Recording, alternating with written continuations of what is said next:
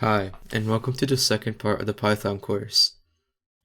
Today we're going to be making your first program with Python, and the first thing we have to do is create a folder. And we can do that by going to the desktop and right-clicking on the desktop and clicking New, then clicking Folder. And you can name this whatever you want, but I'm going to name mine Tutorial. Now to open that in Visual Studio Code, which is the IDE we chose, we have to right-click that, then click Open with Code. But I'm also going to show you another way to do that. So we can do that by going to Visual Studio Code, clicking File, then clicking Open Folder, then click the name of the folder we chose, and then clicking Select Folder. Now when we first open that, we're going to get a welcome page, but we can go ahead and close that. And then the next thing we're going to do is make a file to write Python code in. So let's go to the tutorial folder, then click New File. So you can name your file whatever you want, but I'm going to name mine main, so main. Then Python files always end in .py. So make sure you type .py, then click enter. So the first thing we even do before we write any code is we're going to turn on autosave, because saving over and over becomes really annoying. So to do that, we're going to go to File, then we're going to scroll down until we see autosave. Then we're just going to click that. So now that autosave is on, we won't have to save over and over again, which is going to save a lot of time in the long run. So the first thing I'm going to teach you is print statements and doing math with those print statements. So type print in all lowercase, and then do an addition problem of your choice. In my case, I'm going to do 10 plus 10. Now to run that, you should see the terminal option at the top, but I have to click here because I'm so zoomed in. And then click New Terminal. And then we can drag that down to give ourselves more space to work with right here. So to run a Python file, we type py space and then the name of the file we made. And in this case, I chose main, so main.py. Then we click enter. And as you can see, the answer is 20, so the Python program got it correct. And as a quick side note, if you think this becomes annoying, the Explorer, you can just click this right here to hide that, which is what I'm going to do here. But anyways, the next thing we're going to learn is subtraction. We're going to delete that, and then make another print statement and do 5 minus 3.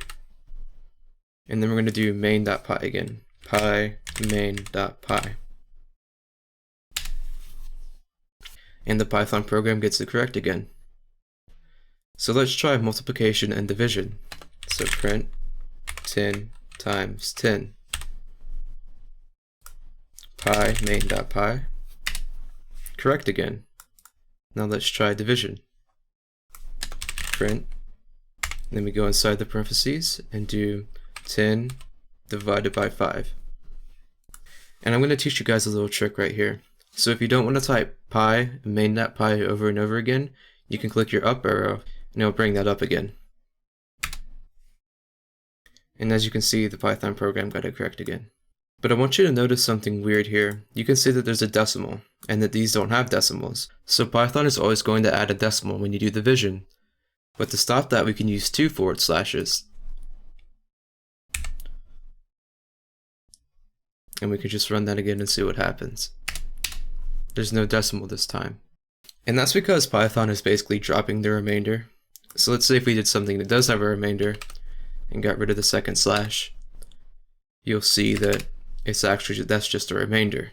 The next thing I want to show you is that Python uses order of operations, also known as PEMDAS. So let's show that. So print, then let's do 7 plus 3 times 10.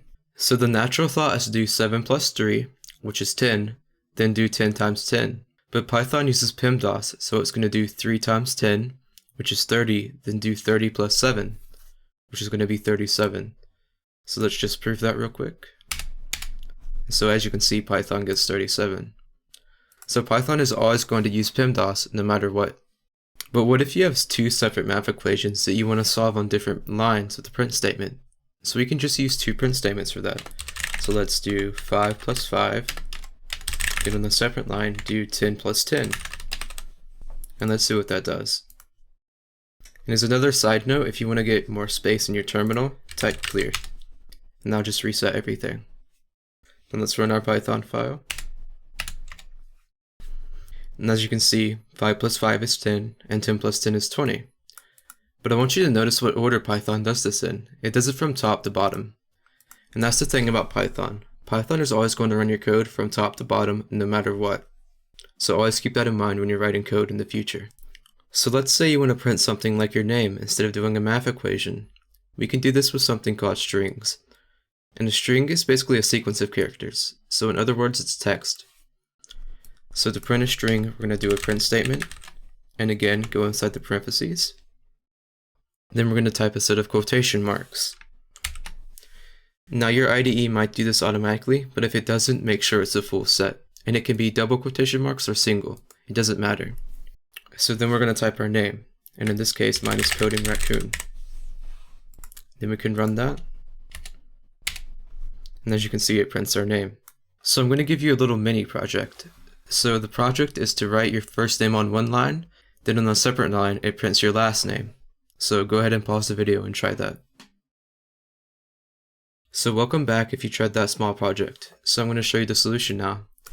So you make your first print statement, and you type your first name. Then you go into a new line, and you type your last name. And again, you can use single or double quotation marks. It's up to preference in this case. So let's run our Python file. And as you can see, your first name is on one line and your last name is on the next line. So that's all I have time for today, but in the next tutorial, we're going to be learning variables. So I'll see you then. Thank you for watching.